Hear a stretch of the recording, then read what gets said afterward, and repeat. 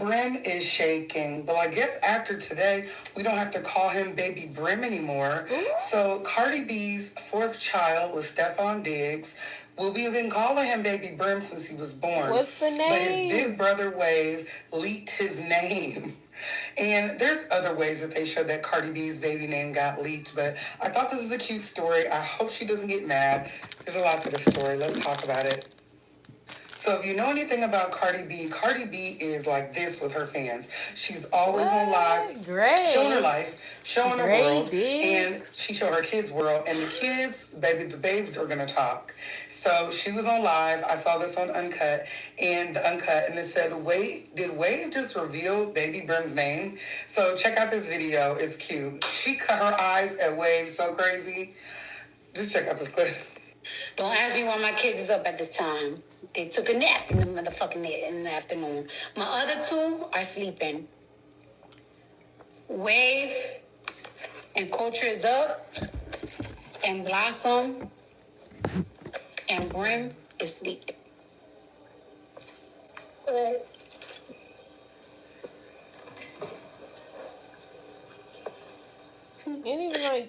Now, for Cardi's fans, they probably already knew the baby name. Like I said, she's always on live. She's always in chat rooms.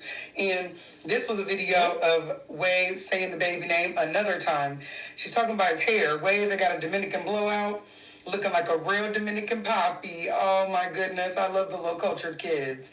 And they were talking about his hair. He going to say Gray likes it. Like, who's Gray? Check out this clip. You like his hair?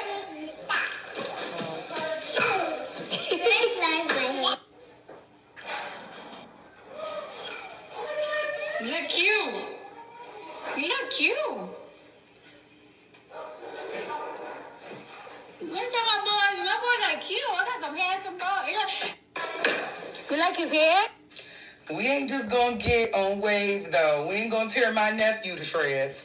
Cardi has leaked the baby name on accident before as well. She had this stack of bracelets, and it says Culture, Wave, Blossom, and Gray. So people caught that. She had the wrong one turned. We already know Blossy, but clearly that's the baby's name. So Gray Diggs. I was even able to go on Facebook and see a clip where they showed the baby face. I'm like, oh, she has two Culture and Wave that are her little caramel ones, and she got two brownies. I think that's so cute. She got a boy and girl brownie and a boy and girl little Puerto Rican Dominican. I think, but they all they all Dominican. Blossom speaks full Spanish, and she's the brownie. So I absolutely love it. The cutest little Afro-Latina babies. I just want to eat them up. Okay. Adorable. I'm going to say this. I glorify God every single day. He's my... What's the name right here? Yeah. It's just enough because it's like, I think my body knew, like, you're gonna purge and you're gonna cry. Because I was gonna have this, like, epiphany that I didn't even know, like, I did not put the pieces together. And I think when I had that out-of-body experience, that's when I got my soul just like, so they say that we have like different fragments of our souls, right? There's different fragments of us living in in other dimensions. You know, we're not just here. We are just present here now.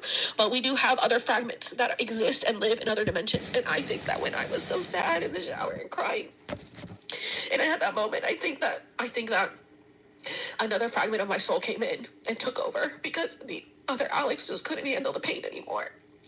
And then this new soul fragment came in and is completing the job. Damn. Because I was so out, and I was just talking about that shit and I was earlier. so sad because of everything that I've been through in my life, and I just didn't want to survive it anymore.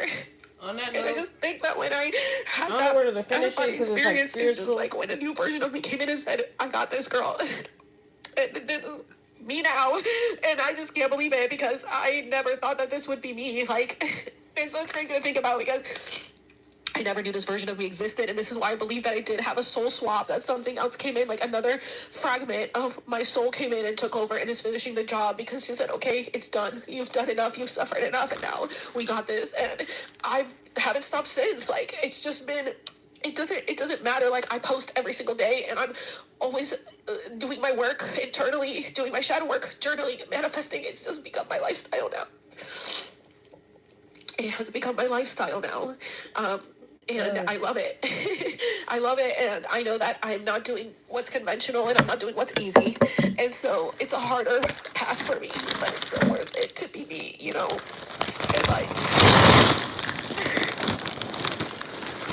it's just like, I never liked myself before. I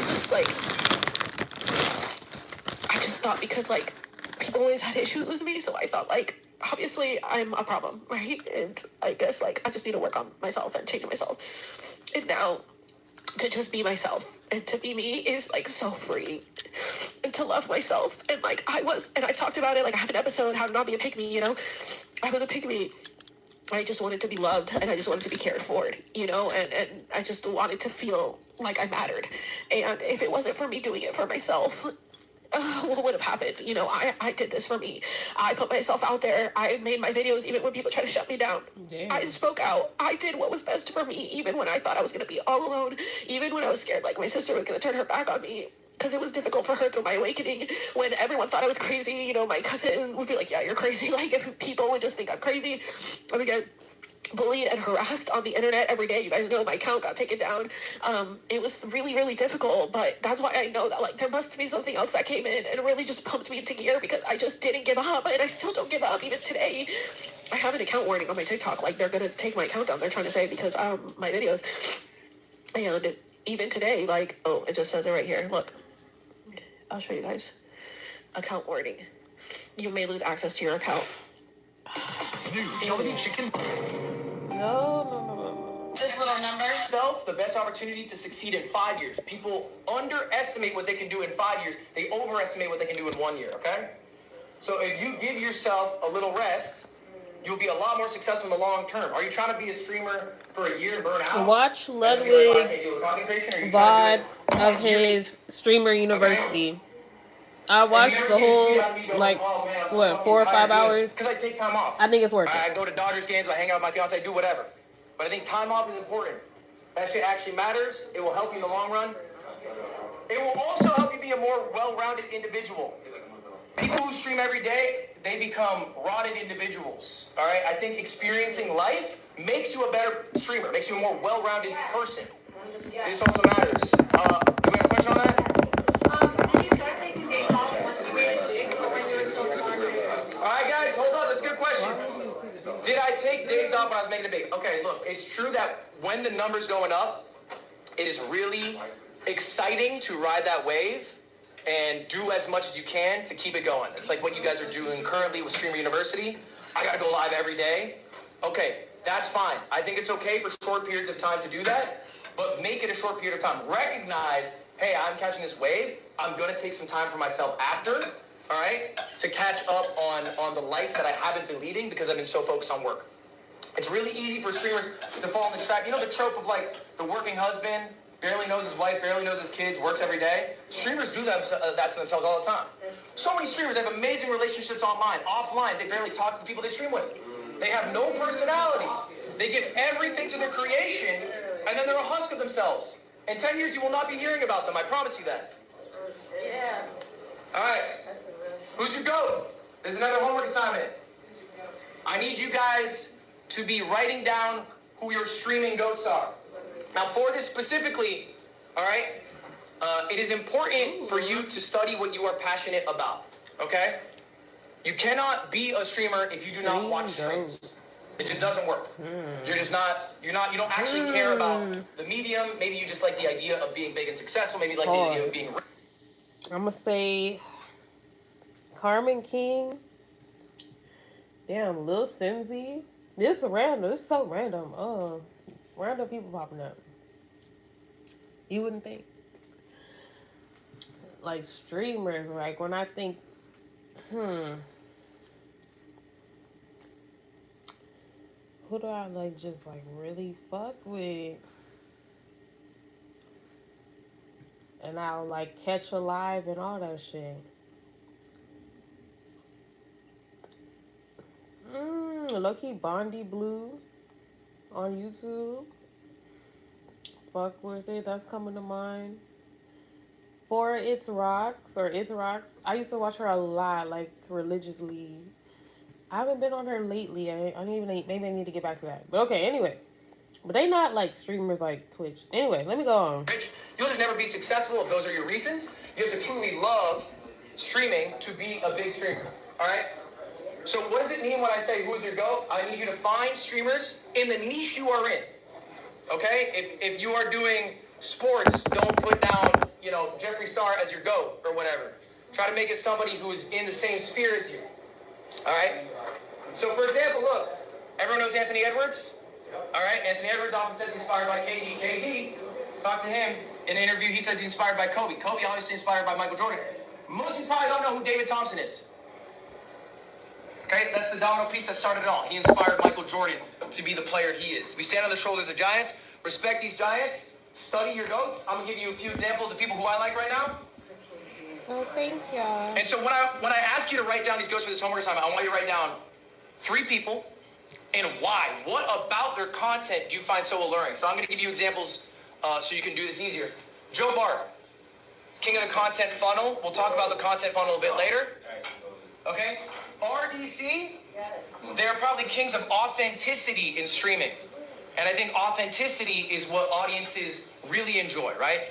Especially because there's such like a Mr. Beastification, of like big grand events or whatever. People like authenticity.